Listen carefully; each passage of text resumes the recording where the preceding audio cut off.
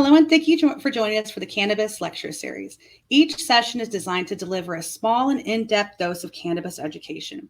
I'm Candace Hawes, and I want to thank all of our viewers and customers from the Pottery, from the Pharmacy Santa Ana, Santa Barbara, and Berkeley for joining us today. We've hosted over 30 webinars as part of this series. Please consider following us on YouTube to get notified when a new episode posts. Our guest speaker today is Dr. Michelle Ross, who I'm very excited to work with for the very first time. I've watched her over the years, and she's a wonderful source of information.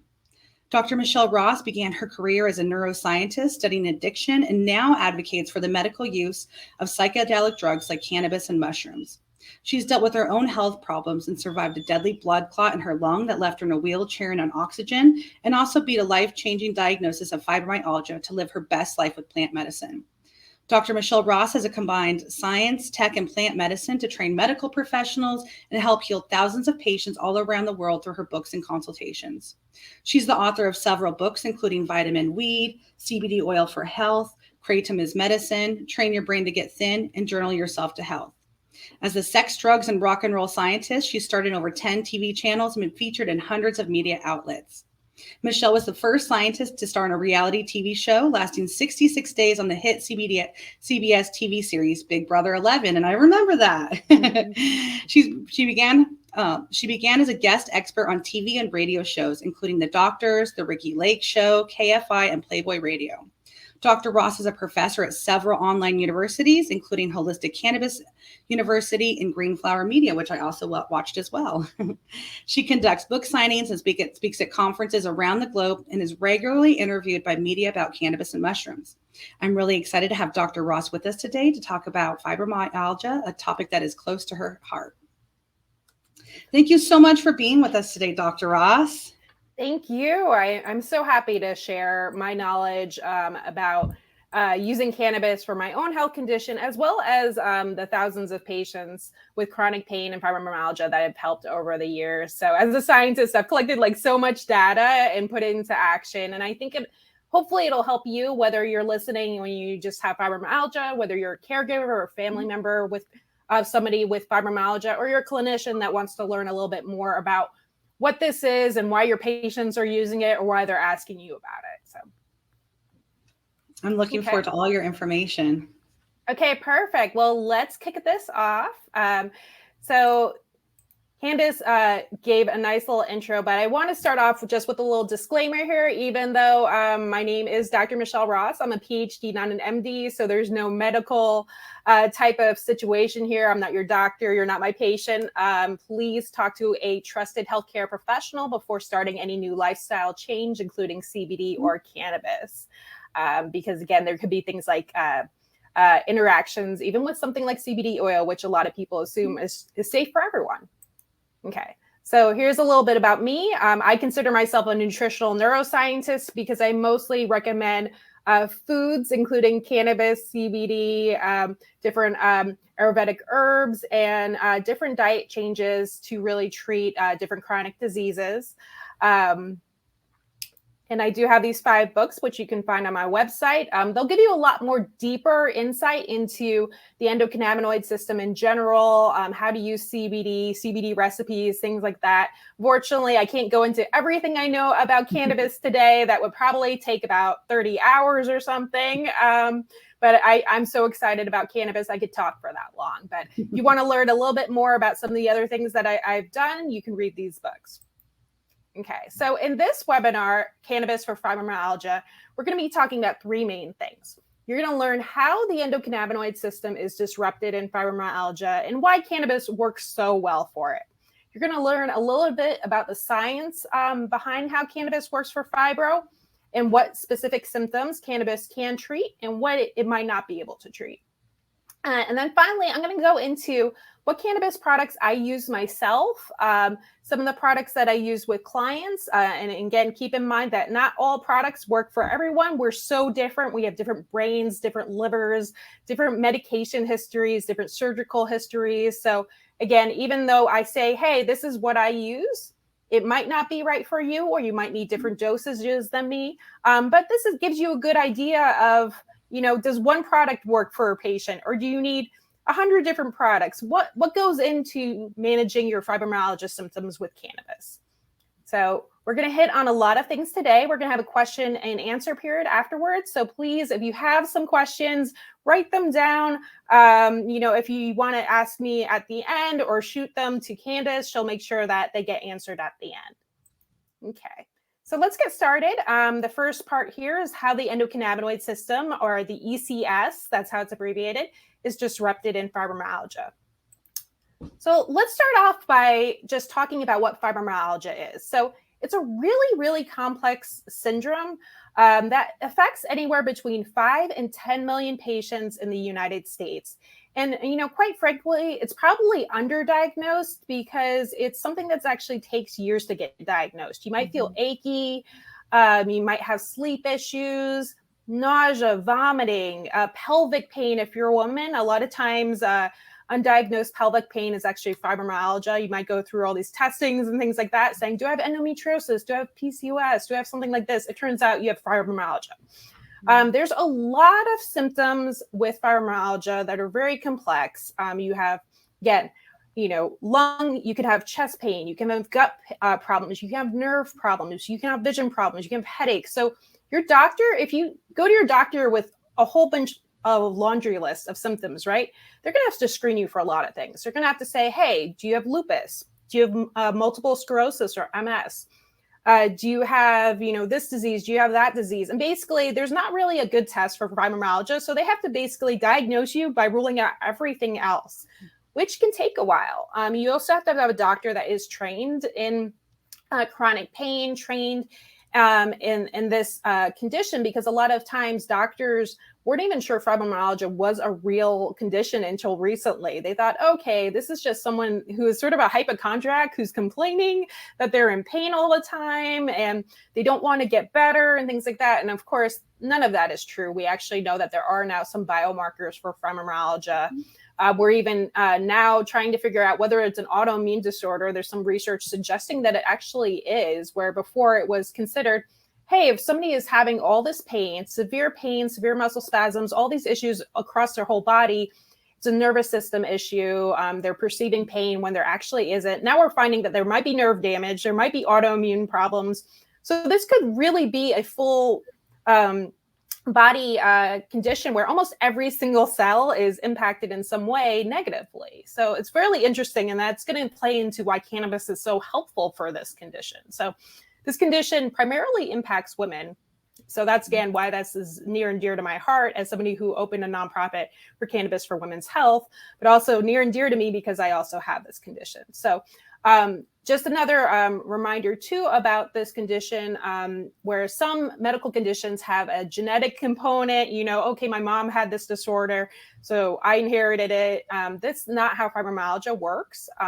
Sometimes people will get it and they seem to have no trigger whatsoever. Sometimes people will start feeling these symptoms after a trauma, like a car accident or something like that, or a very traumatic event. Say after PTSD, they might develop fibromyalgia. Sometimes patients have a history of childhood abuse. There seems to be a wide range of things that can happen that can spur fibromyalgia. Let's see. I'm just going to go... I think I missed my fibro story here. So yeah, so we'll go back to my fibro story. So I got diagnosed with fibromyalgia back in 2015 after a traumatic health experience and sort of some trauma myself. So I actually experienced hundreds of blood clots in my lungs and DVT that ended up being very traumatic. I ended up on an oxygen tank in a wheelchair, very sick, almost died. And I didn't get better afterwards. I started just feeling achy, fatigued, and it wasn't really attributed to the pulmonary embolism. So my doctor, did the tests, touched all my tender spots and said, okay, you have fibromyalgia. They prescribed, 10 different medications, and I'll go into some of those medications and why they don't work so well. But I was prescribed everything from morphine, to psychiatric meds, and nothing helped. Things made me very sick. I gained weight. Sometimes the medicines, they don't help for pain, and they can even make you manic, or things like that. So they have a lot of nasty side effects. Basically, I wasn't feeling better. And as a neuroscientist, I'm being prescribed drugs that don't work. I feel horrible. I want to die. Basically, that's where I was at. I was like, I want to die. I'm not getting better. I have this horrible syndrome that's like an incurable disease. My doctor's not listening to me. I was on Medicaid at the time.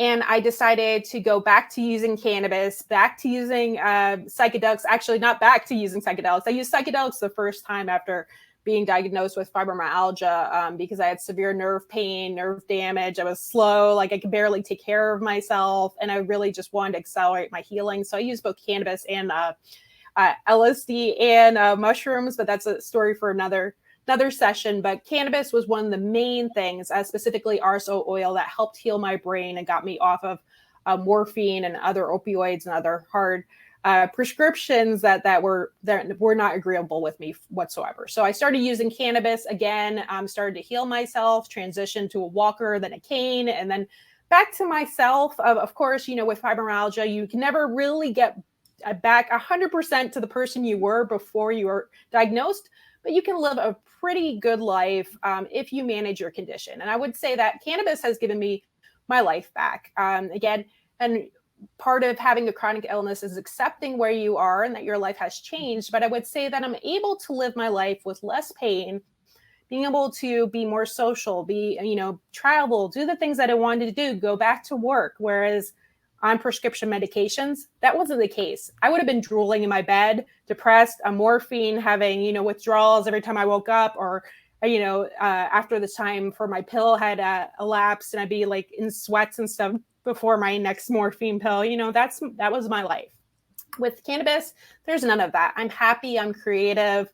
I'm myself. I don't feel, like any of my emotions are blunted or anything like that. Like I am my truest, happiest self. So I'm going to describe why that works, why cannabis is so amazing for fibromyalgia patients, and what kind of products you can use to get to that happy place where fibromyalgia is no longer a burden. It's just something that you deal with, just like you deal with it's raining outside, you bring an umbrella.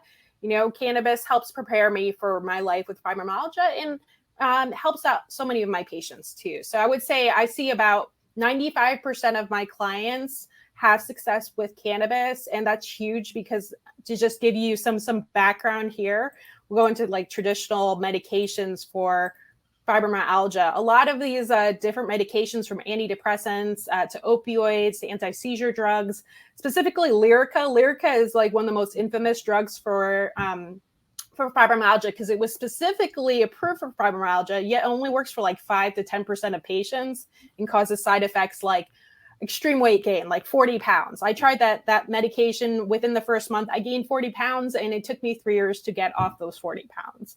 So, these are not medications that help, right? This was a medication that was supposed to reduce pain and make me focus and made me slur and didn't help with pain at all.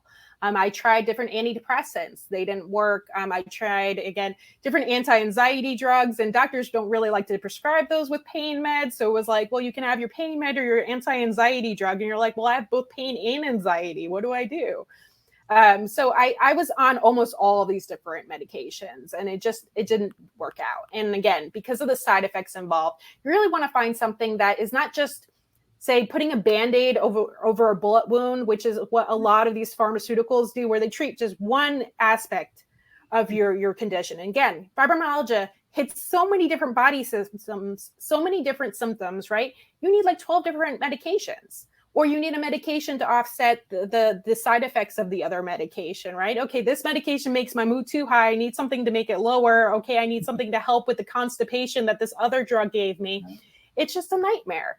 And so not only is it a nightmare for the patient who isn't feeling better, but popping like 12 pills, it's also unsafe. You can have medication interactions. When you're taking opioids, it can be deadly. And there are, in fact, patients that have died due to overdoses or drug interactions. So again, we want to shift patients to a safer substances. And we'll talk about why cannabis is the safer substance. So it's just like a gold medal winner overall. So if you're not convinced already that there's got to be something different that can change about your life or how you treat or manage your fibromyalgia, please just keep listening, because I'm about to just tell you so many good things. So, okay, so let's see. So here we go. So this is a pretty standard image here where it almost looks too good to be true. Cannabis can be used for like every single condition under the sun. Okay, not all of them, but like a lot of them. And there's a reason for this. The cannabis plant has hundreds of different compounds in it that activate all sorts of different receptors in your body. So when we talk about cannabis being helpful for fibromyalgia, depression, anxiety, ADHD, pelvic pain, diabetes, all these different things, there is a nugget of truth in there. And there's actually been hundreds, if not thousands, of research papers done in the last year, 2 years, 3 years. There's been an explosion of cannabis research affirming what we're seeing with a lot of anecdotal stories from doctors working with patients or patients just using CBD and cannabis products themselves and saying, I feel better. This is working for me. And now finally the science is catching up. So we can see like double-blind clinical trials that are showing, yes, specific doses work for specific issues, or we're seeing rodent studies where they'll test CBD or THC in rats and say, hey, like this rat's less stressed out, or this rat has less diabetes or less cancer after it was given a dose of something. In the same vein, they're starting to come out with cannabis and fibromyalgia research. Everything that's come out so far has been very promising. There's never been a study that said, hey, cannabis was bad. Fibromyalgia patients did worse. If anything, it's wasn't helpful or improved their health. And a lot of the studies, there's one that came out of Israel. There's other studies. There's studies happening in the United States right now. But most of the studies have looked at patients who are already using cannabis, and they found things like, hey, these fibromyalgia patients slept better. Their mood was improved. Again, when you're in chronic pain, you tend to be anxious and depressed, and it's very stressful having chronic pain. So, any aspect of this disease that you can improve is huge. So maybe even if, say, cannabis didn't take away their level 10 pain, and only knocked it down a couple levels, but it completely changed how they slept, and they started to feel, energy during the day. That's a huge thing. So any aspect that you can improve with cannabis is huge. And with fibromyalgia, because there's so many symptoms, there's so many opportunities for cannabis to help. And so that's why I post this image right here, because, it sounds so crazy, but a lot of fibromyalgia symptoms are aspects or symptoms of other diseases. Again, anxiety. Sometimes people have PTSD. Sometimes people have pelvic pain. So the fact that it works for a lot of different conditions is very hopeful for fibromyalgia patients. Okay, so how does cannabis work in the body? So we have this endocannabinoid system, and I know that's a big word, but basically the endocannabinoid system is the largest neurotransmitter system in the body. And as a neuroscientist, I'll make it even simpler. So you have two brain cells here in the purple. They're communicating with each other through chemicals that they basically squirt out and bind to receptors. And so your endocannabinoid system is basically your body's going to be releasing its own cannabinoids. And we call these endocannabinoids because they're found inside the body. You can also have plant ones that are found like in cannabis and other plants. Those are called phytocannabinoids, but your body doesn't make phytocannabinoids because you're an animal, you're not a plant. So we make endocannabinoids, but we make endocannabinoids like anandamide. That's the bliss molecule. There's other cannabinoids like 2-AG, but the main one we always talk about is that bliss molecule one, just because a lot of different substances impact anandamide and its signaling in the body. So anandamide, this bliss molecule, will come out of one brain cell, bind to cannabinoid receptors, and then that will actually modulate the other types of signals that those brain cells send. So for example, if you have anandamide coming out in one brain cell, it might actually change how much dopamine is released or how much acetylcholine is released. And these are all chemicals that modulate, memory, or they might modulate mood or motivation. Like, how much do I want to go, for a run today? We all need a little bit more motivation or something like that. So there's all these different chemicals. And basically, as you can figure it out, if your chemicals in your brain and your body aren't balanced, you start to feel really crappy, or you're not motivated, or you're in pain. There's a lot of things that go wrong. So you want your neurochemistry to be optimal. You want it to be healthy, everything in balance. When something's there's something that's too much or too little, something goes wrong in the body. So we want our brain to be working at its best health. Now you can imagine, again, in fibromyalgia, it's out of balance in so many different ways. And so something is not right. And so there's some endocannabinoid system involvement in that, and we'll get to a little bit. I just wanted to mention that there are cannabinoid receptors all over our brain and our body. There's two main types of cannabinoid receptors called CB1 and CB2, but there are actually so many other receptors. There's ones like GPR18, there's GPR55, TRPV1. There's so many different receptors. They're even on cells in our body like sperm cells and things like that. So they're popping up everywhere. They regulate everything, including even our fertility. So for women, it's very interesting. But and this talk, I'll mention mostly the CB1 and CB2 receptor. If you want to learn a little bit more about the other ones and go like nerd out, there's books on that, including Vitamin Weed.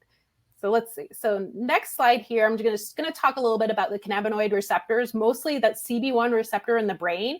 It literally regulates everything from appetite, which is why people who use cannabis get really hungry and get the munchies. It's because that THC in cannabis is activating their CB1 receptors and increasing hunger. We also know things like nausea and vomiting. Cannabis is very helpful for, and that's because, again, THC is going to bind to the areas of the brain that control nausea and vomiting and stop that. Things like the amygdala. Amygdala has cannabinoid receptors, and that can help shut off fear or fearful traumatic memories, things like that. So there's a lot of things that cannabis and CBD can really do in the brain because we have receptors everywhere. Now, why cannabis is safer than opioids is this is the magic secret here, is that the only place really that there's not any of these cannabinoid receptors is in a place called the brainstem. And so the brainstem controls breathing. So if you've ever, heard about the opioid epidemic, opioid overdose, right? People die because opioids activate that brainstem and shut down breathing. So cannabis can't activate that region. It can't impact breathing. So even if you smoked an entire pound of cannabis by yourself or did something like crazy, like you ate the most pot brownies any human has ever done, you still couldn't die from just cannabis consumption. You literally couldn't put enough in your body in that amount of time to die. And so it makes it a much safer substance because, again, you might be high, you might feel silly, you might even puke if you ate too much of a cannabis edible, but you're not going to die. And there's a real mechanism for that. So it makes it much more safer, especially for fibromyalgia patients who might be using cannabis and other prescription medications, right? There's like this ideal world where people think that you can only do plant medicine or only do prescription medicine. But in reality, a lot of us have a lot of different conditions, right? If you have diabetes, you might have to take your medication and cannabis, right? You might never be able to just say, I only take plant medicine. And so what we want to do is make sure that we introduce new treatments that are safe with other treatments. And for the most part, cannabis has a really good safety profile. And this is one of the reasons. Okay, so the endocannabinoid system, as I said, was the largest neurotransmitter system in the body and the brain because it's everywhere. It's regulating everything. It's so important for it to be in balance. But again, this is the reason why we have all these other neurotransmitters like dopamine, serotonin, or epinephrine, GABA, glutamate. These are all the things that are running all the different systems in our body. And we know that if these things are out of balance, it actually causes disease in the body. And so some other neurotransmitter deficiencies that cause disease, for example, dopamine deficiency. If you don't have enough dopamine in your body, you end up with Parkinson's. It doesn't matter whether you're 80 or you're 40. If you can't produce enough dopamine or your dopamine isn't utilized in the receptors right, you're going to have movement problems. You're going to have jerking and things like that. You have serotonin signaling issues in the brain. That's how depression starts. If you have problems with the neurotransmitter acetylcholine, that results in Alzheimer's disease because you can't remember anything or you can't learn something new. And so here we have, again, the endocannabinoid system is the largest neurotransmitter system in the body. And we make our own endocannabinoids like 2-AG and anandamide. But what happens if you don't make enough anandamide? What happens if you have a genetic issue and your cannabinoid receptors don't work really well? Well, we actually know that there is a syndrome called clinical endocannabinoid deficiency. So there's been a couple of cases now that we can actually validate what used to be a theory. Now, Dr. Ethan Russo is an amazing leader in the cannabis industry, and he came up with this term in 2003. And since then, there's been some research around this. So, for example, something that, again, is near and dear to my heart as somebody who grew up in New Jersey, 9/11. They tested the blood of people who had been through 9/11, firefighters in one study, and they found out that they had low levels of endocannabinoids in their bloodstream, that they were endocannabinoid deficient. And we know that, dealing with the trauma of 9/11, a lot of people have PTSD and depression and still do even, 20 years later. And so we know things like stress and trauma are linked to low levels of endocannabinoids. We know that syndromes like migraine headache are now linked to low levels of endocannabinoids. Pelvic pain, specifically endometriosis, irritable bowel syndrome, which again is like Crohn's disease. It actually has a genetic component. We know that there are mutations in the cannabinoid receptors, the CB1 and CB2 receptor, that actually cause those receptors to not work so well. So the solution, if that doesn't work so well and you need more cannabinoids, well, bring in THC or CBD to help compensate for how those receptors aren't working.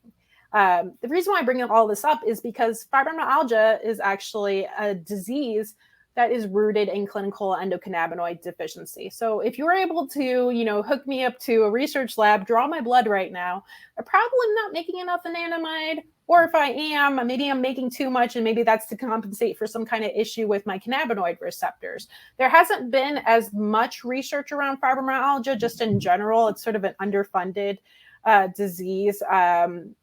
Again, some diseases get more money than others, but one of the things I would really like to see in the future is looking at the genetics. And again, fibromyalgia is really hard with genetics because it's not really inherited disease, but is there something going on with the cannabinoid receptors?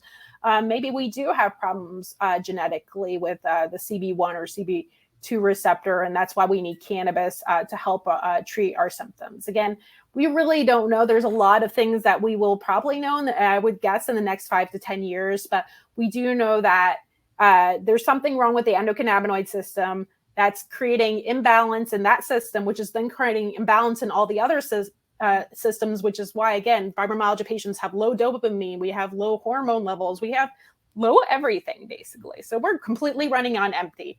So we need something to bring us back at least a little bit to normal to start and catalyze that healing process and get us out of the chaos, which our body is basically trying to manage every single day. So when everything's out of whack, you're never going to feel okay. You're always going to feel like you're spiraling out of control. So if you can restore the endocannabinoid deficiency, that's step one. And that's the foundation to start feeling better.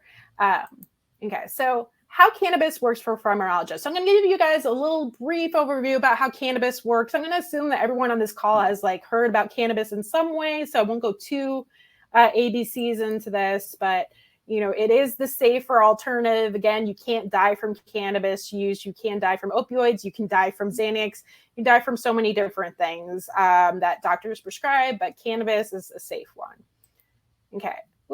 That one's a little bit too fast. I just like to say this again, just because sometimes people, again, we have to assume that people don't know everything about cannabis. And one of the main things you need to know is that it doesn't cause you to try all the other drugs. Although if you look at my history, you might say, hey, she did the magic mushrooms too. It wasn't the cannabis though.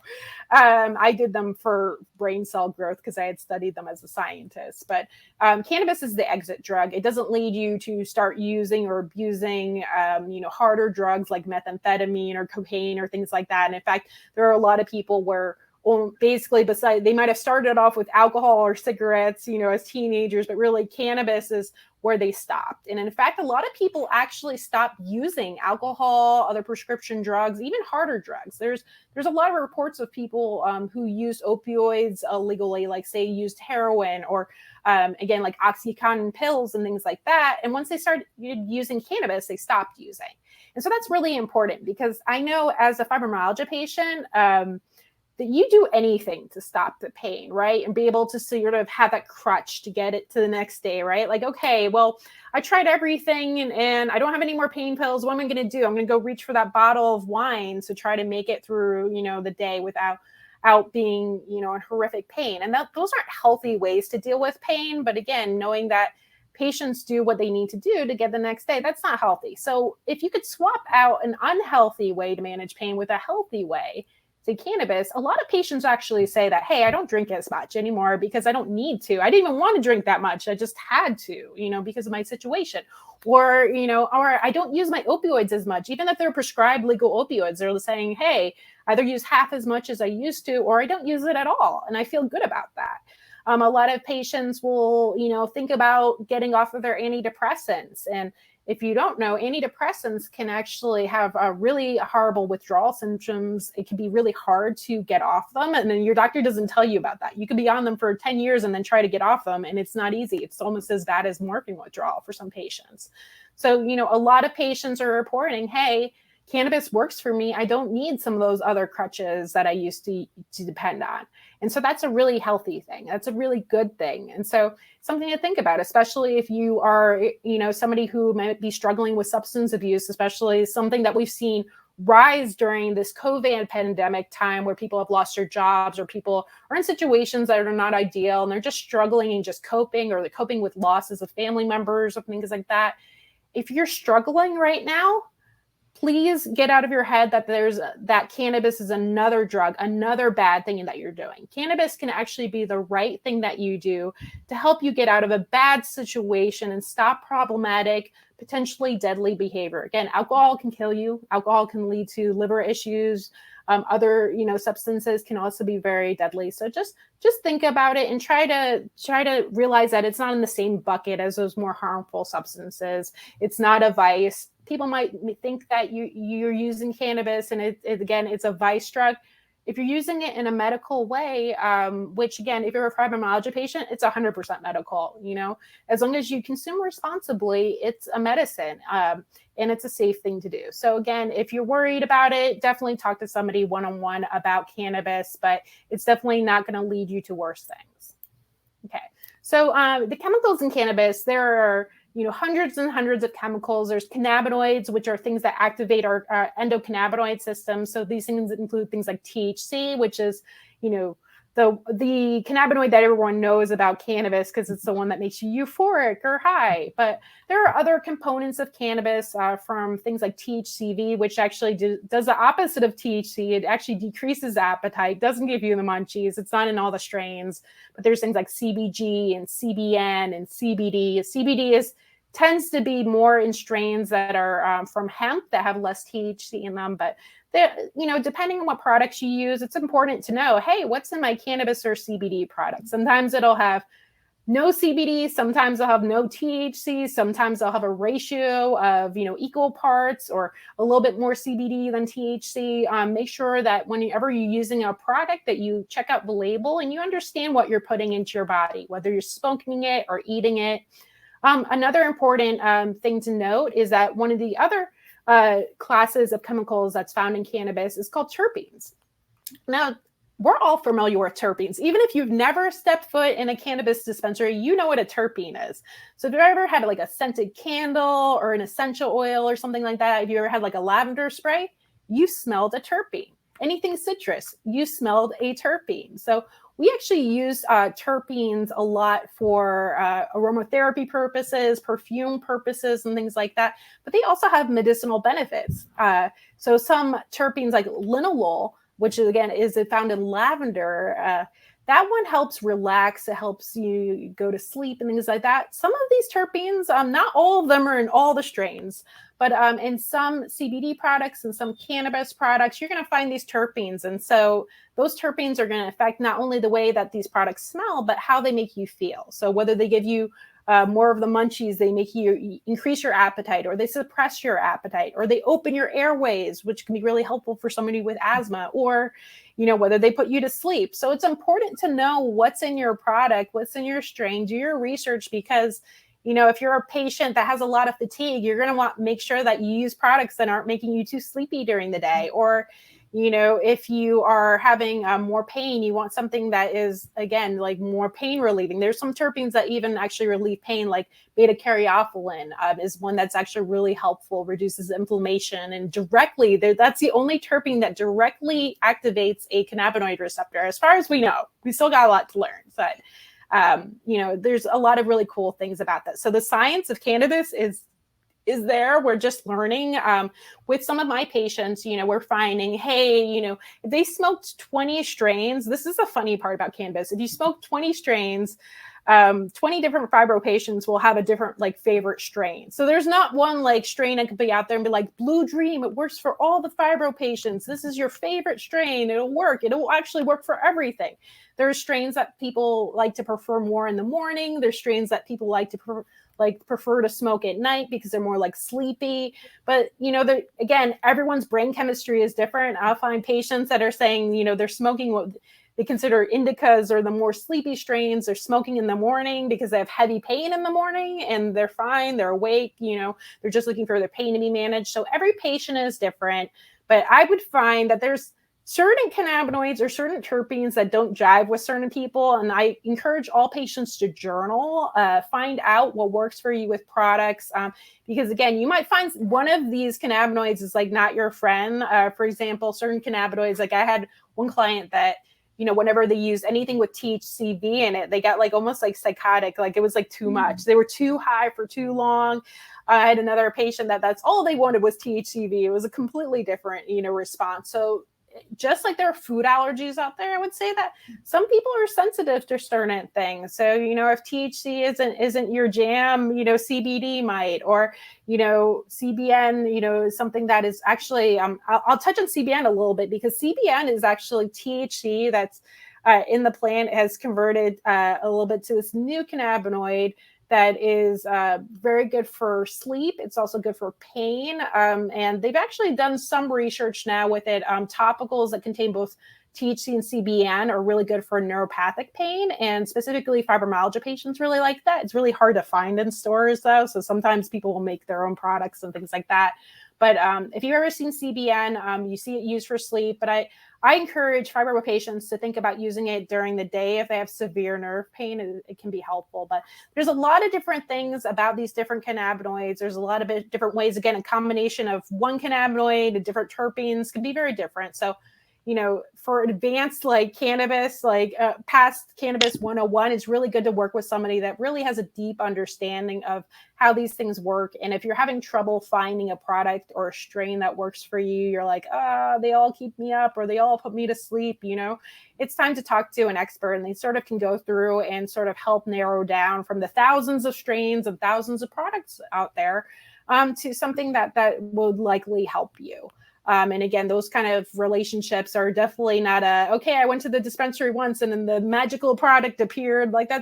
I wish cannabis was like that, for me personally, my history with it, even though I married into the cannabis industry, I was not a good cannabis patient. It took me forever to get used to being high and be normal and find the right strains. I found out I was smoking the wrong strains for months, and I was like, oh, that's why I feel weird.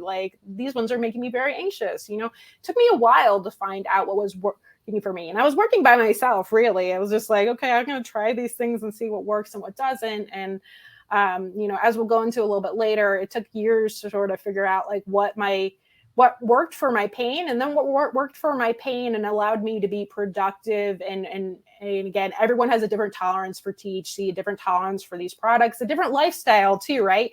Working on books as a neuroscientist is a lot different if you have a different job or you're a stay-at-home mom or something like that. So it's we all have different needs and different products that fit those needs. So terpenes, I missed this slide here, but so these are some of the terpenes out there, from alpha pinene to linalool, beta caryophyllene, et cetera. They all have different medical purposes and smells and things like that.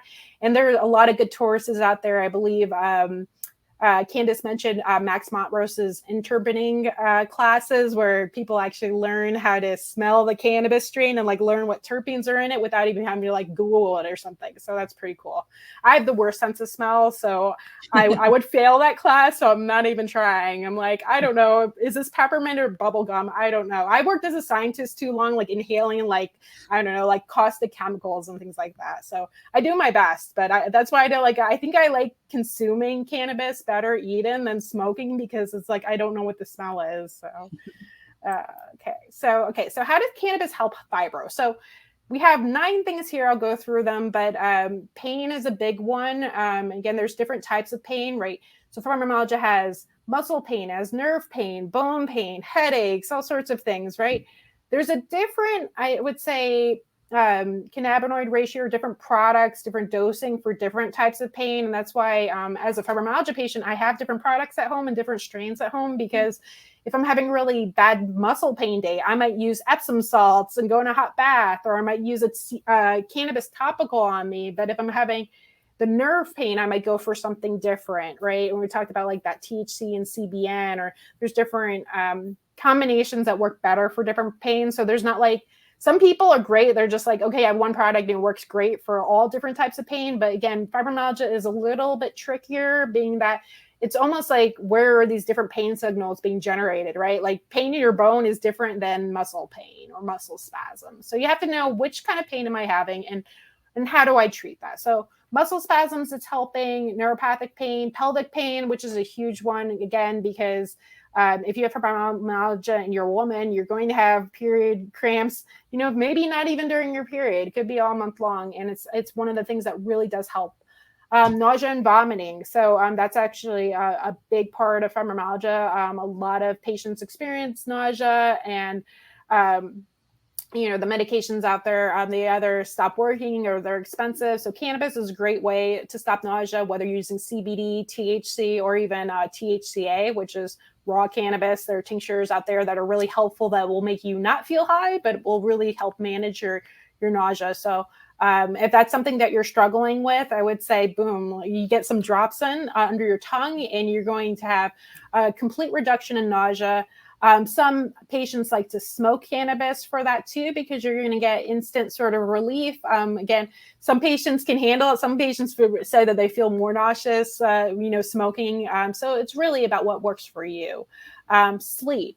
That's a huge one. Whether you smoke or you eat an edible before bed, cannabis does help with sleep. Now, again, this is more of like a personalized thing, where some patients feel great with CBD, some need THC. So it's really about how your brain chemistry works, and also what's legal in your state.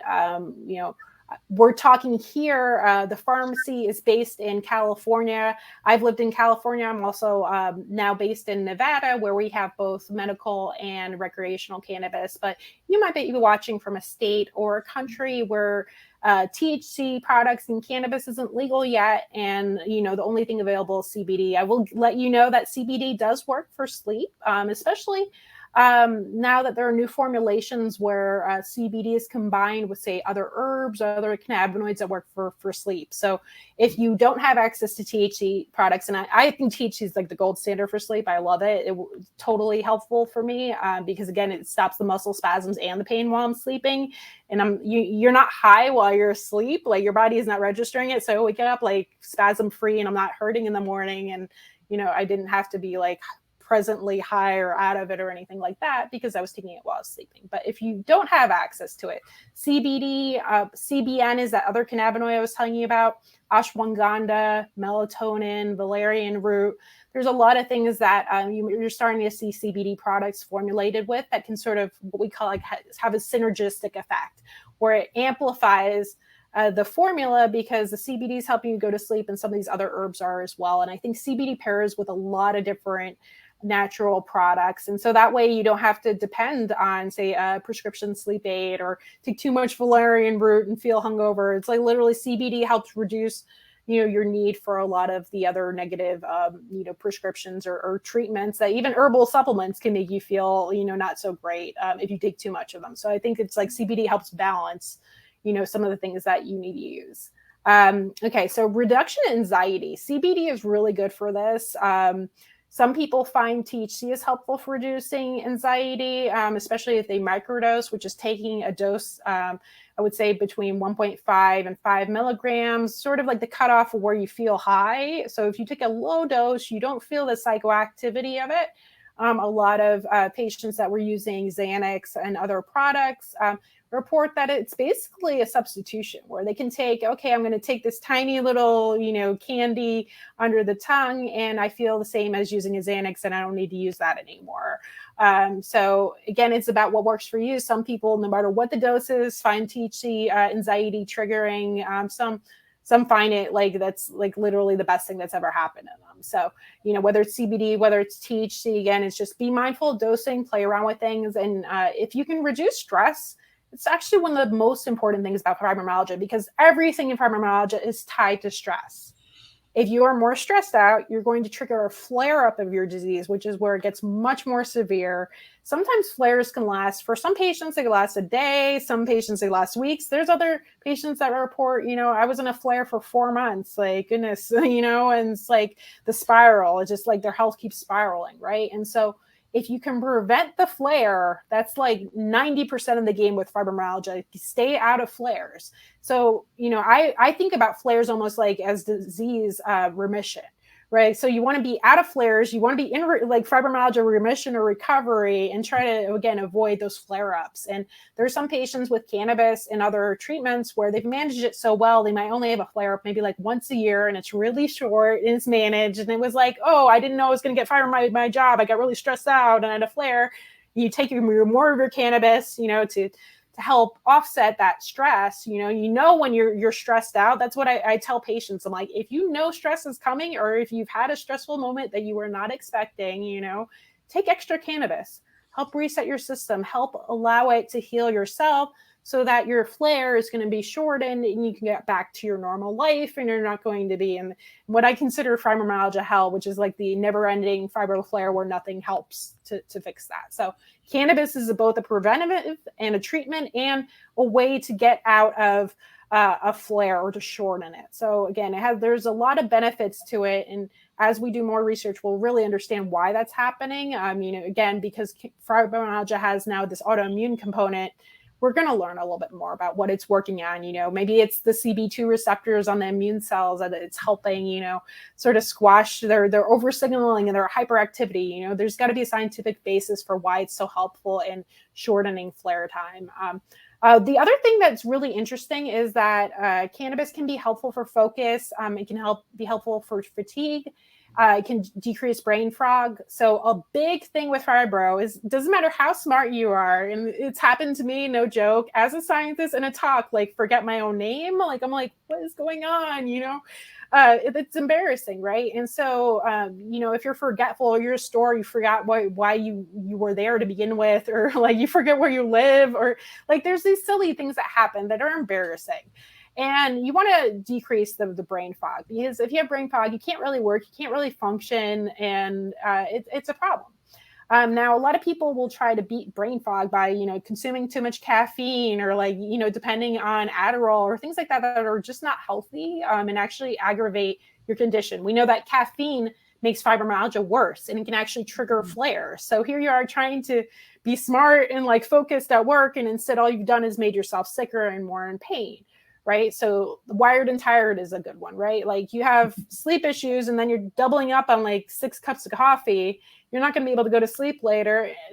It becomes a snowball effect. And so I've seen patients try to, self-medicate so they can work, but they're medicating with the wrong things and they get sicker and sicker. So how does cannabis work for focus? A lot of times people will think that cannabis is bad, right? It's like, oh, I'm stoned, I can't focus, or things like that. Again, it's all about dosage. So if you're using CBD, you're not going to have that effect whatsoever. CBD is actually really helpful for increasing energy and focus, which is why a lot of my patients will use it during the day, especially if they have a high sensitivity to the effects of THC. So they take a CBD tincture or CBD capsule, or CBD coffee, in the morning. That helps reduce the stress, the impact that the caffeine is having on their body. But also, again, it's doing something with acetylcholine. So it's helping you learn quicker, helping with focus. And it's really helping, again, just boost your energy without having to use the stimulants. So way healthier. And if you're smoking instead, like you're smoking or vaping something instead of taking a tincture, with cannabis, again, it's all about what product you're choosing. Because I don't like really even the sativa and the indica terms, because most strains now include, both of one kind or the other. So there's no true sativas or true indicas. The old nomenclature used to be that sativas are, morning time, they keep you awake, and indicas are sleepy time and relaxing and things like that.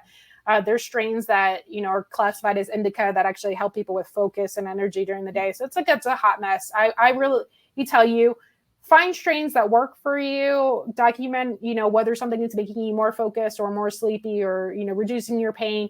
As a fibromyalgia patient, you're going to have to find the products that reduce your pain, but also keep you awake. And so most of them will probably have more of the genetics or more of the terpene profile that's associated with sativa strains. Like, for example, I use sour tangy during the day. That helps me with focus.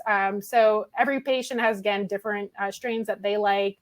But there's a whole list of different ones. If you try a couple and you're like, I don't know, you can always talk to somebody and work with them again to find the right one for you. But cannabis can help you focus. So it's a myth that it does not help you focus. If it doesn't help you focus, you're using too much, you're using the wrong product. And again, that's a huge symptom for fibro patients, because that's what they said is, you take opioids, you're going to be sleepy. You take this drug, you're going to be sleepy. So what do I do for the fatigue? What do I do for these attention issues that's not going to make me sort of cracked out? So cannabis is really helpful for that. Also good for decreasing overall inflammation and also improving gut health too. One of the things that I've noticed is that after using cannabis, goodness, now for over 10 years, things like health issues that I used to have, I don't really have anymore. So like I used to get a lot of UTIs. I used to have, and those are like a bladder infections. I used to have, different gut issues and things like that. You have cannabinoid receptors all over your reproductive system, your bladder, your gut. And what we know is that, specifically eating these products is really helpful because it goes inside your intestines and it's going to activate those receptors. And a lot of us have really bad gut issues, especially with fibromyalgia.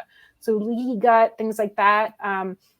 If you have gut issues, not only are you going to feel like crap, like literally, but you're definitely going to have problems absorbing other supplements and nutrients. And so, for example, if you're not getting enough vitamins, even if you're taking supplements, your body could be absorbing nothing from it if you have severe gut issues. And so I really think that taking cannabis products, especially edible or tincture products, is really helpful over, smoking. I think smoking is really good for pain relief, but the real true healing is consuming in those cannabis products so that you can heal your gut and start to feel better. Again, with a leaky gut, with all these other gut issues, you're not going to be able to, even if you change your diet, you do all these things, your body is still going to be in a lot of pain. So I think it's a way to accelerate healing. So definitely eat your cannabis. That's why I call it vitamin weed. You really need to eat your cannabis products. I have cannabis that's in my olive oil. Like I have CBD olive oil. I have THC sugar. Like I have all these different products all over my kitchen. Even if it's just a little sprinkle here and there, I want to be consuming cannabinoids all day long so that my body feels better. And I can really feel a difference. I have been somebody that has had to apply for jobs where I couldn't use cannabis, and I tried not using it for a month. My body felt hard, so you can really tell. Sometimes patients will even just say like 2 or 3 days off, and they're like, oh God, like my headaches came back, this came back, And so even if there's small changes in your life, you'll notice it as soon as you stop consuming your CBD oil or cannabis. So it's really, again, it's something that will make a difference. And if you're struggling in any of these aspects where, hey, I can get it to help me to sleep, but I can't help it, it doesn't work for my spasms. Again, you can use a different product specifically for that symptom, or, you might find that you're underdosing yourself or something like that. There's definitely, you can find improvement in every single one of these aspects, every single one of these symptoms. I know it sounds like a lot. Like, how can one plant help my pain, my sleep, my nausea, my pelvic pain, my lack of focus? But it really does. And again, that's because those receptors are everywhere. So it's all about figuring out the right product to reach the right thing. If you're using if your big problem is pain and spasms, Use topicals that'll actually control the spasms, but also eat the cannabis, because I really find that with fibromyalgia, just using a topical is not going to be enough, or just eating. Like, I really feel like you need at least 2 or 3 products to really help you. And again, I'm a big fan of using both CBD and THC products. I like to have a single CBD product and a single THC product, and sort of, combine those 2 products together, because some days I might need more THC than CBD, if I need to focus. Again, for me, THC does, at high doses that sometimes are really good for pain, does knock out my focus a little bit. So like, I like to play around with these products depending on what my pain severity is or what my needs are, again, because my job is different every day. And then your pain levels are going to be different every day. So it's really important for you to be flexible, for you to know what happens. It's my period week. Oh my God, fibromyalgia is the worst. If you're a woman with fibro, like, you dread that, because that can actually be a trigger for a flare up. So I always tell women, I'm like, track your cycles, know when it's coming, eat more cannabis, use cannabis suppositories, do whatever you can to stop that flare up, keep everything in balance, keep everything pain-free or pain managed. Because again, the goal here is manage pain. I would love a pain-free life, but that's not fibromyalgia, unfortunately. But, if you can keep your pain at a 3 or 4, as opposed to an 8 or 10, that would be great, right? So I think, again, it's about tracking, it's about knowing what products to use when, and being prepared and knowing your dose. And also knowing that your dose may change, your product regimen may change over time, depending on where you live, or, what you do, or your age, or your period, where you are in your cycle. Things change. Women will use different products when they go through menopause than they did before they went into menopause. They might depend on cannabis even more. So, there's a lot of variability in this. It's not so easy as just, take one Prozac pill and everything is good. It's complicated, it's complex. But again, most patients are on like 10 different medications, and I'm sure that's pretty complex too, trying to remember to take all your different pills at all the different time and trying to fine tune those right dosages. So cannabis can be complex. But again, really only in the beginning, when you're really sort of learning, the learning curve isn't that bad. Again, when you're working with someone who is experienced and knows how to help you, and how to ask the right questions. Sorry, stuttering there a little bit. Got a brain fog moment. But if you know what questions to ask, we can help, right? But if you don't understand, hey, for example, if you're using a CBD oil and you don't know whether it contains THC, you don't know the dose that you're using, you don't know how many milligrams are in the bottle, you don't have the label or anything. Like, if you don't have the information, we can't help you. So it's so important, to use tested products, use safe products, document, know where you got things from. Even, if you use a cannabis product from one dispensary, it's grown in a different way than in another dispensary. So it's like, just keep really good notes when you're using plant medicine, because it's important. You might find that, hey, only this strain from this dispensary, that's what I love. That's what makes my body happy. What are those terpenes in there? Okay, I need a strain that has these terpenes, in case your dispensary, switches up the strains or switches up something. Like, you need to know what your body likes and to be able to replicate that in some way. Again, it's all about note taking. I can't stress that enough. Keep a journal. It can be a notebook. It can be like, just keep those records every day. What did I use? When did I use it? How did it make me feel? Something go weird, something can go wrong, and that way you'll be able to figure out, what works best for you, and a provider can help you. Okay. And there's so many different ways to use cannabis, from patches to suppositories to tinctures, with alcohol, with oil. There's a whole bunch of different reasons why you would use one versus the other. Unfortunately, this talk in itself is probably like a 2-hour talk or training. And there is, courses and things like that with myself and other amazing educators and cannabis nurses out there. But really, some of it comes down to preference. Some people really like smoking out of bongs. Maybe you did it in college and you're like comfortable with that, and that's your go-to. Some people really want that medical feel. They feel more comfortable and controlled with a patch, say. It's really up to you, what you like and what works for you. Some people can't use edibles. They'll eat a THC gummy and feel nothing. They could literally eat 1,000 milligrams of THC, which is something that would make you so high if you're a normal person. They feel nothing because they lack the enzymes to break it down properly, to feel, euphoria or pain relief or something like that. So again, if you try something and it's not working, you might not be crazy. The product might not be total crap. It just might be your body is a little different, and that's okay. So like, again, the documentation is so important, because it's like, if you use that gummy 4 times, you use 4 different brands and there's nothing happening, it's your body, and it's that's not the right route of administration for you. So you're not going to have to learn those things until you try, but I definitely don't want you to be like, oh, I wasted $400 on edibles and it doesn't work. Sometimes you can figure out what's going on really fast, but you have to talk to somebody. Again, reach out for support for community groups and things like that. Learn, because you'd be surprised. There are no stupid questions in cannabis. There's just a lot of learning, on all of us, from even the cannabis coaches and clinicians are still learning, because there's new research every day. There's new products every day. There's some really cool stuff that's coming out there, again, with like the personalized products with the terpenes and things like that. But, there's so much to learn, and, no one is an expert, I would say, in this industry, even the people that have been working here for 30 years, because there's new stuff happening every single day, new products. Okay, so I'm going to share a little bit now, because we are going a little bit over an hour here, about what products I use. And I want to just preface this with a product that works for me or works for my clients may not work for you. We're all different. And trust me, I will say this, is that almost every patient I work with gets like a customized, product workup, because some products are not available in your area. Products that are available, say in Nevada, aren't necessarily available in California, and vice versa. Or again, you might find, hey, edibles don't work for me, or I really like to smoke. I'm not a super fan of smoking. So for me, like what I would recommend to you is based on what you need, not what I use personally, but this is what I do. So CBD products, I wanted to just share a little bit, just because, again, some of us on the call might be in a place where THC is not legal.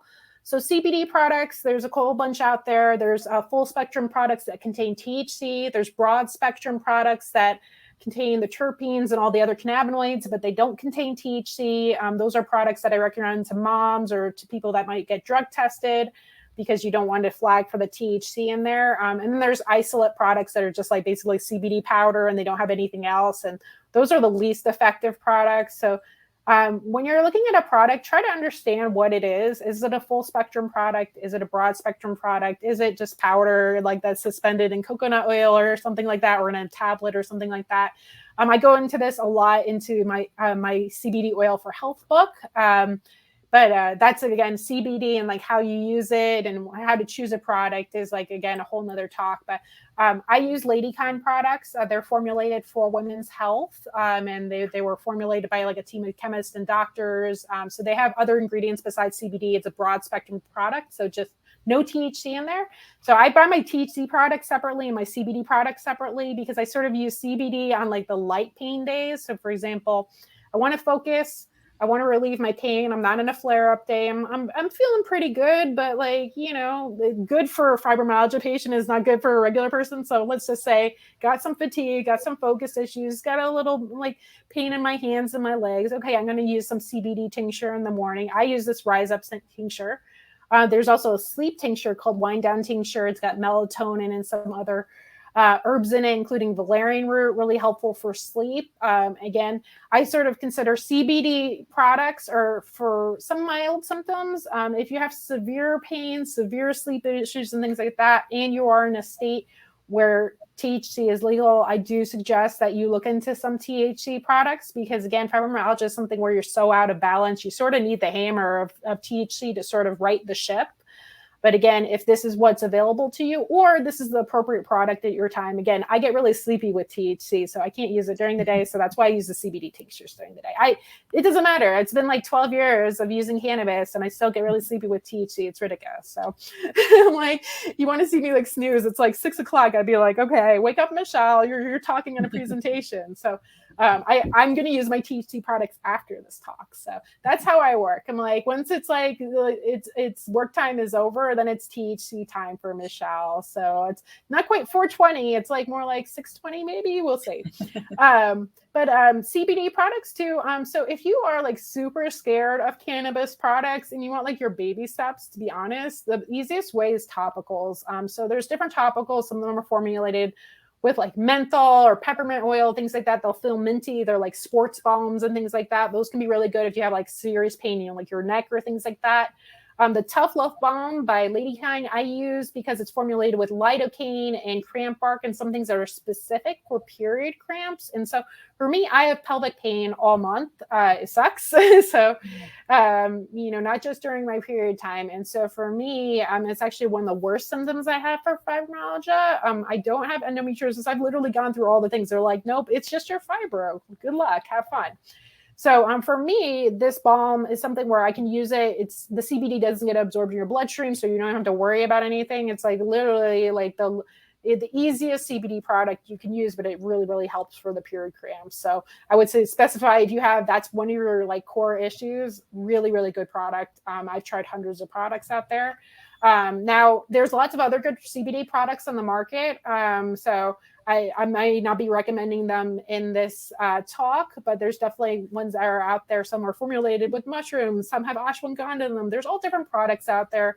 Again, something that may work for me, may not work for you, but if you're interested in this one, I do have a code too with Infuse15 at ladykind.com. So I just wanted to share that with this audience because they are definitely products that help if you are a woman with fibromyalgia. So THC products. Okay. So I don't tend to smoke flower because I do have lung issues, but if I do need like what I call breakthrough pain relief, I do use vape pens. And so I tried CBD vape pens. I didn't find them very effective for the breakthrough pain. So for me, I either use a 1-to-1 or I use a straight THC pen. Those seem to help. Again, I sort of depend more on like the diluted vapes, like again, with a little bit of CBD in them, if I need to use them really during the day. But if it's at night or weekend or something, I could go for full THC and just relax or have fun. But if you are microdosing THC, like we're talking like 1 or 2 puffs, not a lot, on a vape pen, there are vapes that are formulated for daytime that can help with focus and energy, specifically for fibro patients. So I recommend things like sour tangy or things with THCV in them seem to be really helpful for energy for fibro patients. There's lots of other, strains and products out there. Again, I would say play around with it. I even find that patients are just like, hey, if I have less pain, I feel more energetic. So they're using indicas during the day, and they're fine. So everyone's a little bit different. But that's actually, these are all products that are available at the pharmacy in California, which is our webinar sponsor here. So I just wanted to give a little shout out. These products are not available in other states. Some of them are, like Hellogan suppositories aren't, but there are other brands. And again, a cannabis coach can help, or bud tender can help you identify. If you went to another state and you're like, I'm looking for a product like this, they'd be able to help you and say, hey, we don't stock that brand, but we have this other brand. We have another suppository that's THC, or we have, instead of Kiva, we have a different brand of edibles. But I really love Kiva edibles. I've been using them for years. I've tried a lot of other products. I tried even like edibles that were made from just THC isolate and things like that. They did not help me go to sleep as well. They did not help me with my spasms. I really found using something that has both the cannabinoids in them and the terpenes. Kiva is nice because they include terpenes in their gummies. So they'll include the terpenes that help you go to sleep. Or they have ones that are like more recreationally focused. Like if you wanted pain relief, but you also wanted to go out to a concert and have fun, like they have that formula for you. If you want to use like what they consider like more sativa type terpenes and things like that, they have more daytime gummies. They have gummies that have CBD and THC in them. So for a lot of my patients that want like long lasting pain relief, the edibles are really good because they do last, from like anywhere from 4 to 8 hours, 4 to 8 hours, not 48 hours. But, So you can have like sort of like an extended relief type of thing, which is great when you can't, like, say you're going somewhere you can't consume cannabis there. So for me, being in states where it's recreational, like, but you can't bring your cannabis into a concert or something like that, you can take your gummy, feel relief, and like not have to medicate again. It's very discreet. So I think those are great ways to sort of live your life and get back to living. Like, gummies are it for real. So if you are sensitive to cannabis, use them at night. If you want to enjoy, again, like recreation, like life, socializing is part of life. And with fibromyalgia, it's hard because, you want to be out of pain, but a lot of the times the things that make you socialize are painful. It's like standing up or going walking or things like that. A lot of times people will use alcohol instead to socialize, or, people to dance, do fun things. But the thing is that has a price for fibromyalgia. Alcohol increases inflammation. So you either get the hangover, you'll get a flare and things like that. I would say think about cannabis consumption. Recreational consumption is actually a way to manage your fibromyalgia, because you're not going to have hangovers. You're not going to have the inflammation. You're going to feel better. Like, it's interesting when you shift from alcohol to cannabis, how if you go to a social event or you do something that would normally tire you or stress you out, you feel differently. You might need less time to rest or things like that. So that's like the number one thing I tell people. I'm like, if you're not ready to go for it, like really hard medically, like at least consider trying to do it recreationally, because it's going to change how you feel. How you wake up on a Saturday morning or Sunday morning, right? And you don't need to rest for 3 days. You're going to feel better. So just in that single swap, the saying, I'm going to swap alcohol for cannabis, or I'm going to have one less drink in an event, I'm going to use a cannabis drink instead. These small changes can really add up in reducing your inflammation and reducing your symptom load and really improving the quality of your life. And so that's why I said, like, all cannabis is medicine. I hate when people are like, well, there's medical marijuana and there's recreational marijuana. And it's like, for a fibromyalgia patient, choosing cannabis instead of alcohol recreationally is a medical choice, and it's a choice that's going to improve your life. So just, be open-minded about every single choice you make with fibromyalgia, because it either adds to your life, like quality of life, or it takes away from it. And I think that cannabis, including cannabis, whether it's smoking it, whether it's eating edibles, has really improved my quality of life. When we use it so-called recreationally. Okay, THC suppositories, I just want to touch on really quickly, because that's like sort of a taboo. Like, people are like, you want me to put that where? So rectal and vaginal suppositories are basically using a product that has THC or CBD, or THC and CBD, so a combo of them. And it's usually like in cocoa butter or in coconut and frozen. Like, there's different ways that people make the suppositories, but basically it's about putting them in one of those holes. And what happens is that the cannabinoids go straight to where they're needed. So if you have pelvic pain or you have back pain, or you have both, which is really common with fibromyalgia, those cannabinoids are going to activate the receptors right there, stop the inflammation, stop spasms, stop pain, which is great. A lot of women just use them for period cramps, but also if you have chronic back pain, which I know so many patients with fibro also have sciatica or some other issues, because they just generally are inflamed all over. It's one of the things that's really helpful. When you use a THC suppository, you're going to feel like a warm feeling in your pelvis and back. You're not going to feel, say, like high. So, for example, if you took 100 milligrams of THC as a suppository, you're not going to feel like as if you had taken 100 milligram gummy. So if you're sensitive to THC like me, it's actually really helpful. If you're like, okay, I have so much pain, I can barely move, I would have to call it out for work. But if I take the suppository instead of this gummy, I'm actually going to be able to sit at my job and go work, and not be like, my boss isn't going to be like, you're high, Michelle, what are you doing? So it's a really good way. Again, if you have specific issues, again, like the period pain or the back pain, and you're sensitive to THC suppositories are great. They're also good just for maintenance, to sort of reduce the overall pain you have with your cycle and things like that. So again, I find most women with fibro have the pelvic pain. So great products. Again, they're taboo.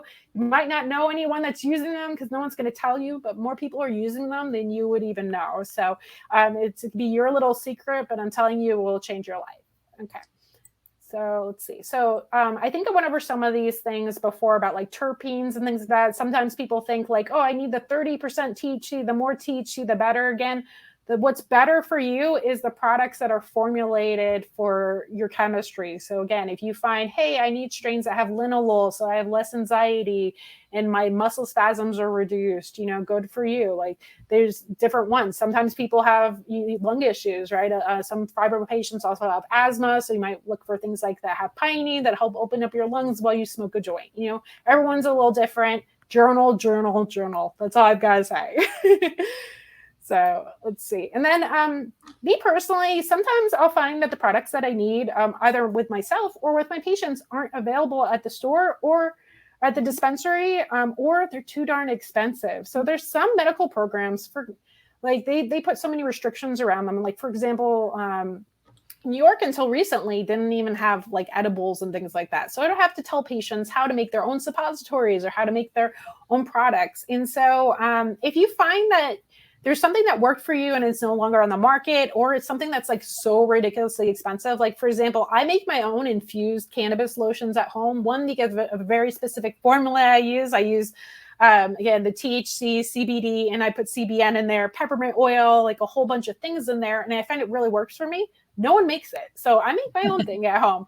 And I save money that way too, because sometimes the little buckets of lotion, again, I love the dispensary system. It's great, for new users and things like that are like, I don't have time to go be churning lotion in my house. But if you are somebody who uses the lotion to control cramping and pain, and you use it all over your body like 4 times a day, you're going to run out of product very fast. It can be very expensive. And then I know that many fibro patients are on a limited budget. Many are disabled or just are not able to work full-time hours. And so if you're spending like $100 on a lotion, like, twice a month, that doesn't make sense. And so some patients, find it easier and less expensive to get cannabis from the dispensary, and then with coconut oil or other ingredients, make it into their own lotions at home. You can make a big bucket of it and use it yourself. There's recipes out there, my books and other people's books.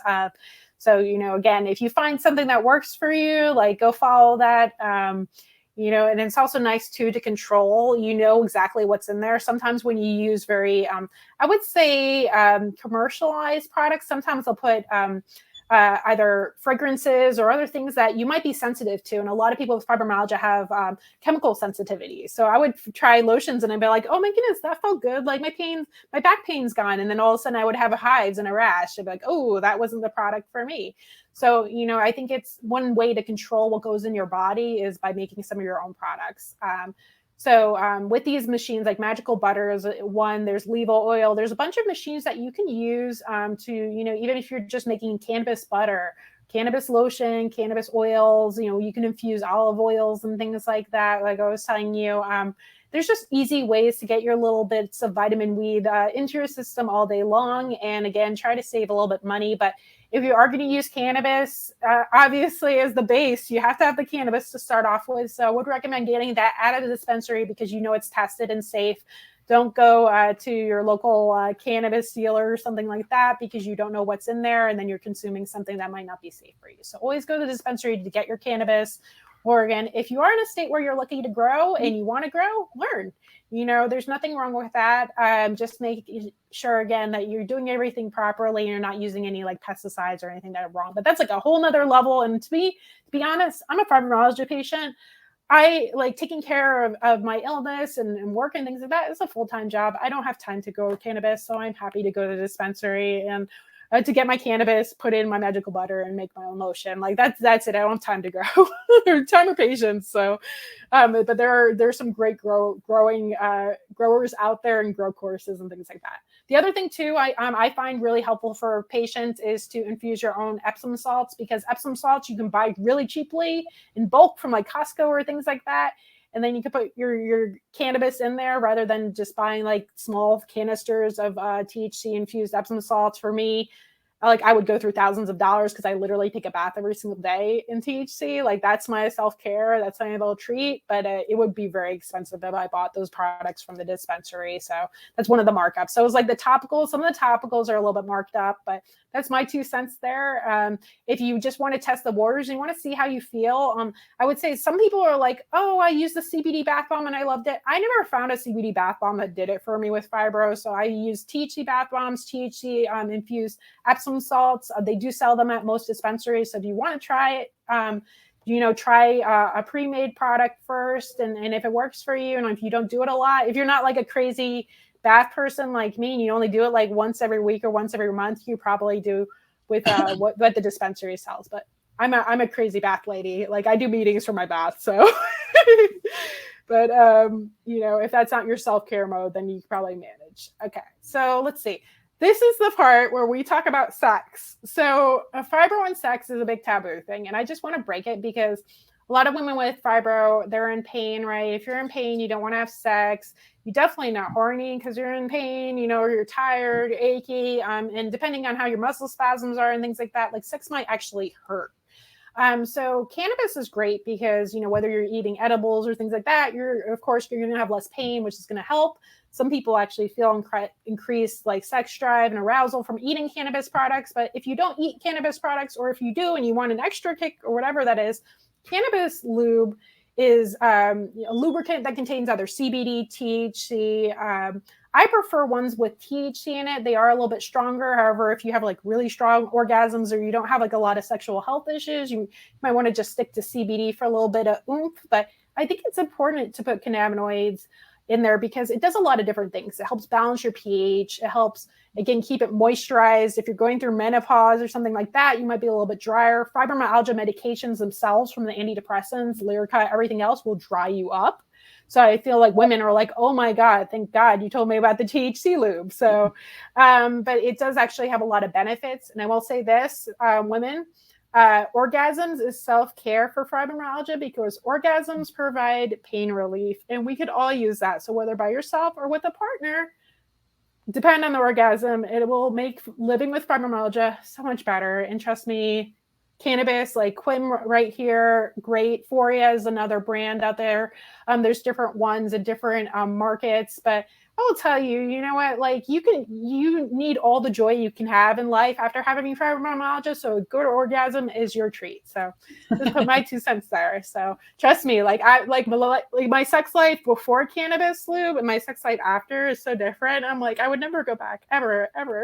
So, okay. So I think we could stop talking about sex now. In case anyone's uncomfortable, I'm sorry about that. That's just my thing. I love to talk about sex. So as you can see here, there's nothing that's taboo with me, with cannabis, fibromyalgia, etc. I'm an open book. But I do want to just mention here, I know I was talking about all the good stuff here.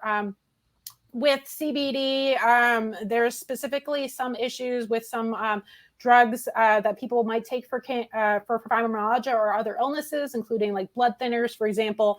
There are some stories or cases where women have used CBD and then use warfarin, and they might have too much warfarin in their bloodstream and then be at risk for bleeding, things like that. So if you are using CBD oil or CBD capsules and things like that, and you are using a drug that might be metabolized by specific pathways, you might want to talk to your physician before using CBD. Usually the biggest switch is that you might take your medication first and then the CBD oil a couple hours later. It's usually not a big issue, again, except if, for example, if you have been prescribed blood thinners because you just had like a blood clot issue. I know this personally because I went through it. My doctor was like, what is wrong with your blood test? And I was like, I just ate an edible 2 days ago. Like, oh, he's like, don't do that. Don't like stop until you're off the blood thinner. So it was like either THC or CBD products can't interact with certain blood thinners and things like that. So again, if you have a life-threatening medication, like a life-threatening condition that you need a medication for that might interact with CBD, like be careful. If you're using just like 5 milligrams of CBD, like that's a really low amount. If you're using higher amounts, of course, the higher dose, the more likely it is to have an effect and the more careful you need to be about it, right? Like when we're talking about like seizure medication where people are taking 200 to 1,000 milligrams of CBD, that's going to interact with whatever medication you're using, so it's about dosage. And again, like if you're using something where it might interact, but it might just make you say, for example, oxycodone. So CBD and oxycodone, like it might actually help your opioid provide more pain relief. Like that's a benefit. Like that's not necessarily a risky side effect or interaction, right?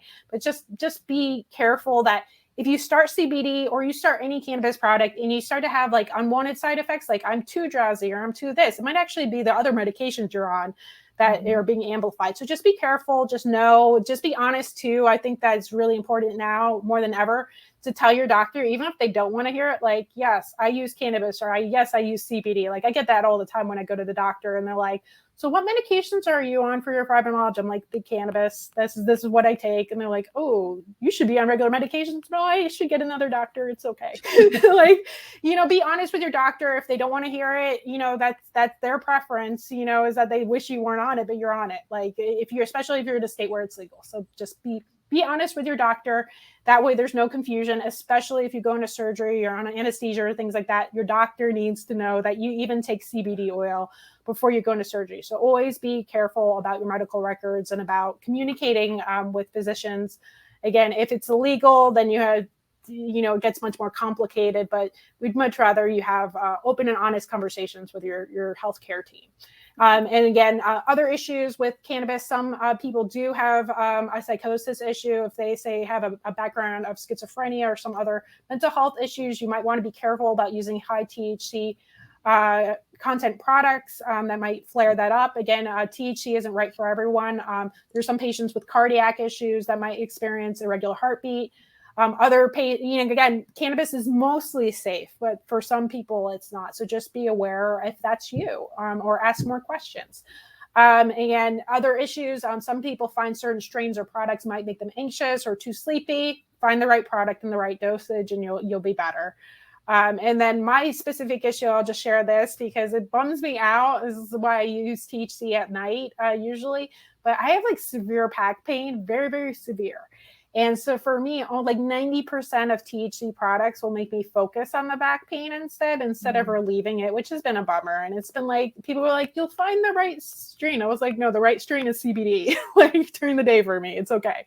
But just know, like, if you're struggling and you're trying to do the things, it's okay. Like that product is not for you. And it's okay if something that is right for everyone else is not right for you, it is okay. There's no judgment. The plant does not judge you. The plant is here to help you. So help, empower, and educate yourself so it can heal you. And so I think that brings us up, to the summary. So that's me, my book right there. In Canada, we have the little red pot leaves in the background. But I just wanted to mention, again, that really fibromyalgia patients have a deficiency in endocannabinoids. They need cannabis. Cannabis should probably be a treatment of like one of the first treatments a doctor recommends because it does work for so many patients. Over 90% of patients find some aspect of their fibromyalgia is improved with the proper products and dosing. So definitely it should not be a product of last resort. I do find it's more effective when you use it with other things. It is not a miracle, even though it does work on so many different things.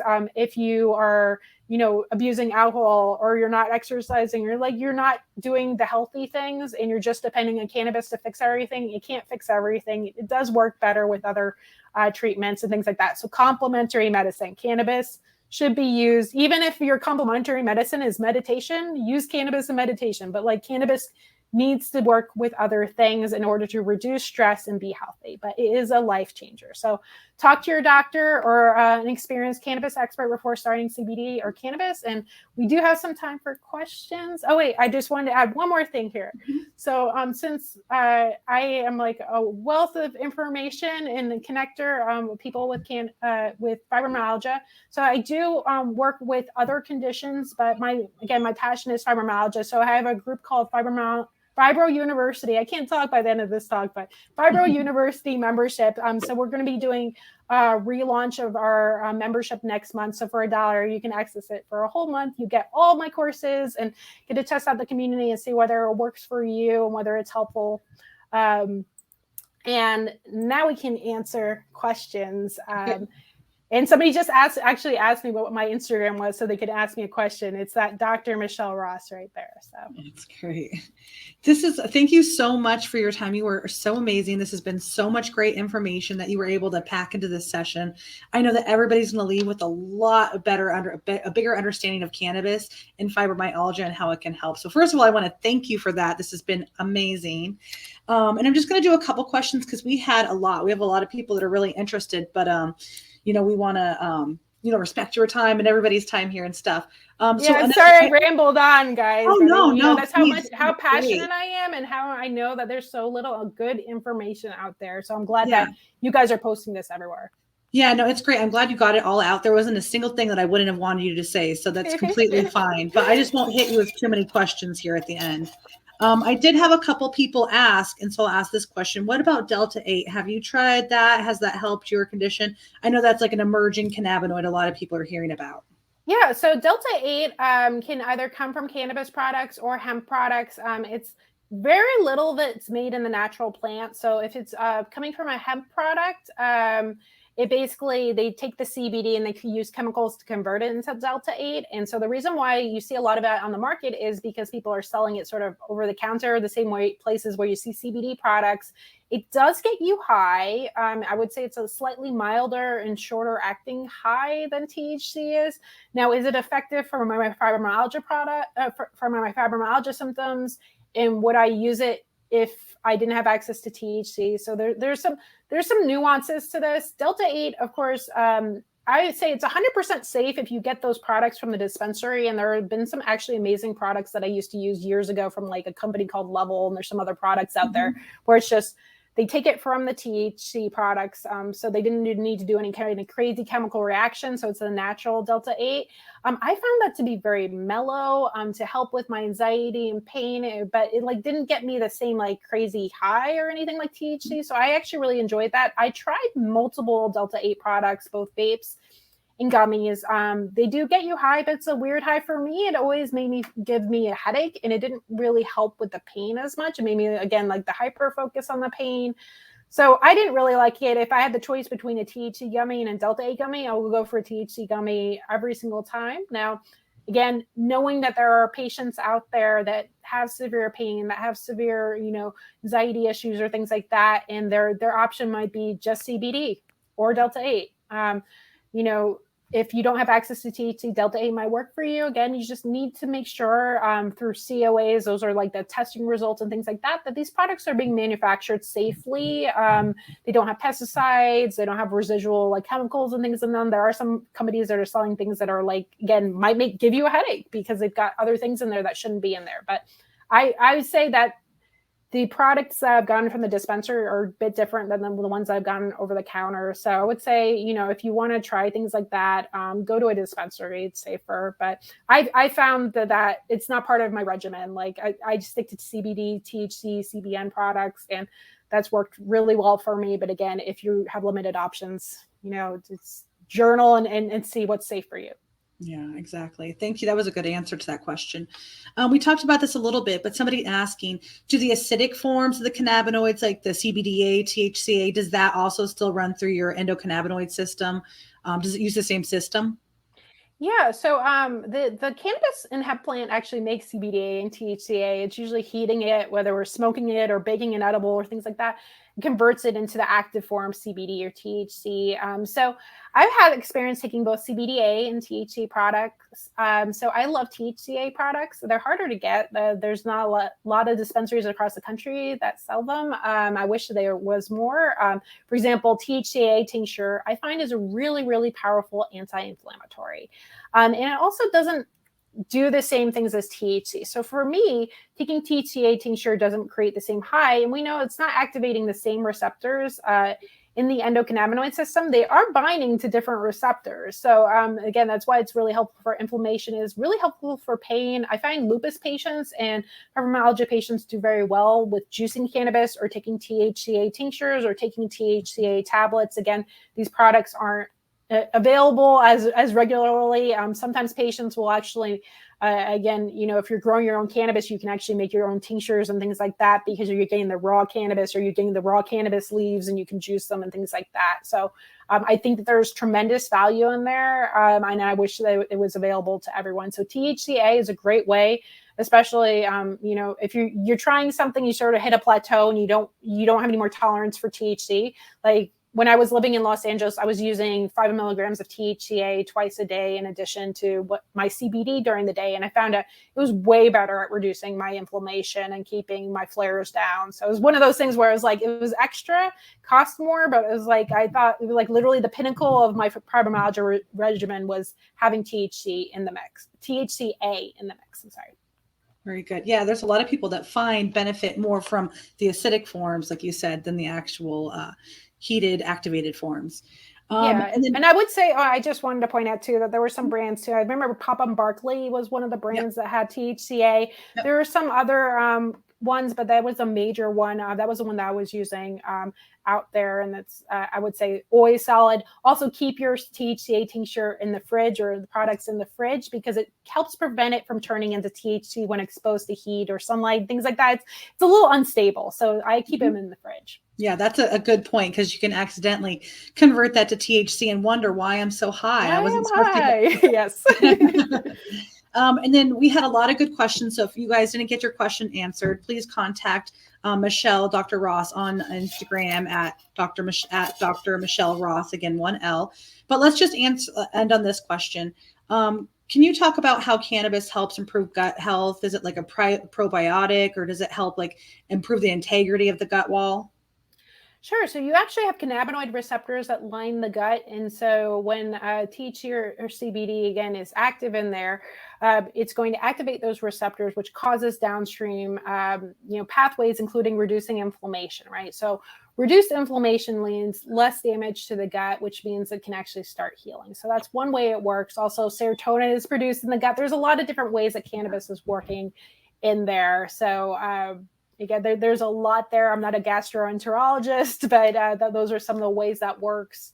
And again, I also think that some of the components of the products, right, if you're taking tincture, right, that's in coconut oil, we also know that even the carrier oil is anti-inflammatory, also like, sort of like a probiotic and helping the gut flora in that way. So again, it depends on what products you're using, but that's why I find it more helpful if you have gut issues to use edible products. Also, if you have severe gut issues, also the rectal suppositories is also helpful. A lot of Crohn's patients use those.